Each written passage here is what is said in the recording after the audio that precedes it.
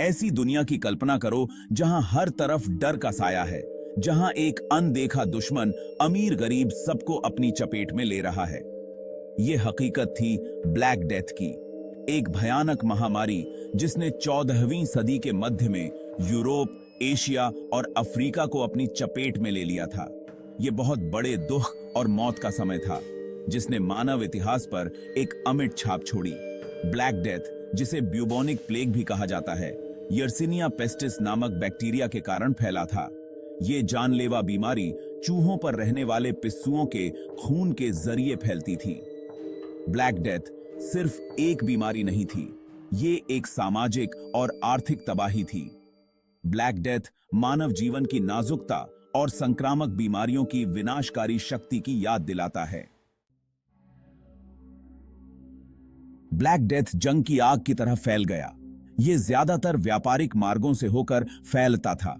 Plague bacteria ले जाने वाले पिस्सू चूहों को संक्रमित करते थे, जो अक्सर इंसानों के पास रहते थे। ये संक्रमित पिस्सू फिर इंसानों को काटते थे और ये जानलेवा बीमारी फैलाते थे।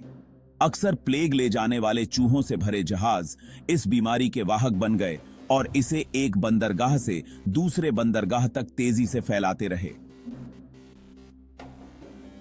जमीन पर बैक्टीरिया व्यापारियों और यात्रियों के साथ सफर करते थे और चुपके से पूरे महाद्वीपों में फैलते गए। मध्ययुगीन शहरों की भीड़भाड़ और गंदगी ने चूहों और पिस्सुओं के पनपने के लिए उपयुक्त जगह प्रदान की, जिससे प्लेग तेजी से फैल गया। डर और गलत जानकारी ने भी अपनी भूमिका निभाई। लोग अक्सर संक्रमित इलाकों से भाग जाते थे और अनजाने में इस बीमारी को नई जगहों पर ले जाते थे।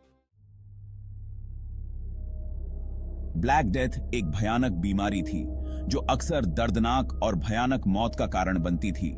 इसका सबसे आम रूप ब्यूबोनिक प्लेग लिम्फ नोड्स में सूजन का कारण बनता था, जिन्हें ब्यूबोज कहा जाता था, जो कमर, बगल या गर्दन में दिखाई देते थे। ये ब्यूबोज बहुत दर्दनाक होते थे और मवाद से भरे होते थे। अन्य लक्षणों में बुखार, ठंड लगना, सिर दर्द, मांसपेशियों में दर्द और अत्यधिक कमजोरी शामिल थी। कुछ मामलों में प्लेग एक और भी घातक रूप सेप्टिसेमिक प्लेग में बदल जाता था, जो रक्त प्रवाह को संक्रमित करता था। इससे बुखार, ठंड लगना, अत्यधिक कमजोरी, सदमा और अंततः अंग विफल हो जाते थे। इसका एक और रूप न्यूमोनिक प्लेग फेफड़ों को प्रभावित करता था और खांसने और छींकने से फैलता था, जिससे यह बहुत ज्यादा संक्रामक हो जाता था।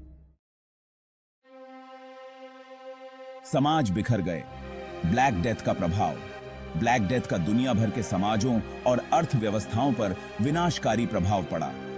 अनुमानित 75 से 200 मिलियन लोगों की मौत के साथ प्लेग ने दुनिया की आबादी के एक बड़े हिस्से को मिटा दिया।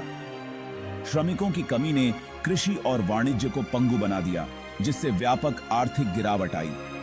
इतने कुशल कारीगरों और मजदूरों की मौत ने उत्पादन और व्यापार को बाधित कर दिया। जीवन के भारी नुकसान और आर्थिक तंगी से निपटने के लिए लोगों के संघर्ष के कारण सामाजिक अशांति और उथल-पुथल मच गई। प्लेग का धर्म और कला पर भी गहरा प्रभाव पड़ा, जिससे डर और धर्मपरायणता दोनों को बढ़ावा मिला।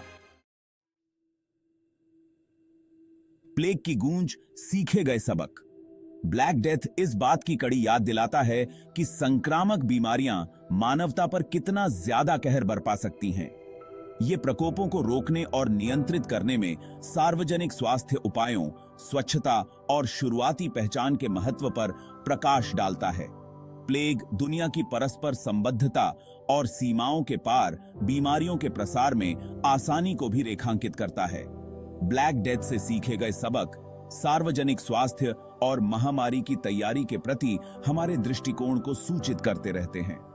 ब्लैक डेथ हालांकि मानव इतिहास का एक काला अध्याय है, लेकिन इसने चिकित्सा और सार्वजनिक स्वास्थ्य में प्रगति को आगे बढ़ाया।